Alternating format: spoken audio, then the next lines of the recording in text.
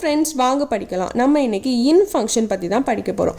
இன் function நம்ம எதுக்கு use பண்ணுவோம் அப்படின்னா, நம்ம ஒரு லிஸ்ட் ஆஃப் வேல்யூவை வந்து நம்ம கொடுத்துட்டு பர்டிகுலர் காலமில் இந்த லிஸ்ட் ஆஃப் வேல்யூஸில் இருக்கக்கூடிய வேல்யூ ஏதாவது இருந்துச்சு அப்படின்னா அதை நீங்கள் வந்து ரிட்ரைவ் பண்ணுங்கள். அப்படி ஏதாவது நம்ம வந்து கொரி எழுதணும் அப்படின்னா நம்ம இந்த இன் ஃபங்க்ஷன் யூஸ் பண்ணிக்கலாம். ஓகேவா?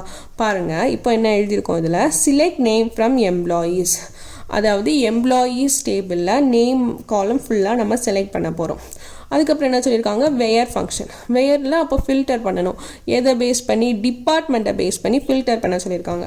ஸோ டிபார்ட்மெண்ட்டை பேஸ் பண்ணி ஃபில்டர் பண்ணும்போது டிபார்ட்மெண்ட் இன் ஐடி ஹெச்ஆர், அதாவது டிபார்ட்மெண்ட்டுக்கு வேல்யூ வந்து ஐடி இல்லாட்டி ஹெச்ஆர் அப்படின்னு இருக்கக்கூடிய நேமை மட்டும் நமக்கு வந்து ஃபில்டர் பண்ணி ஷோ பண்ண சொல்லியிருக்காங்க. ஸோ நமக்கு பார்க்கணும், டிபார்ட்மெண்ட்டில் ஐடின்னு இருக்கா, அப்போ ஆலிஸோட நேம் நம்ம வந்து ஷோ பண்ணணும். அப்புறம் ஹெச்ஆர் பாபோட நேமும் வரணும், ஐடின்னு இருக்குது.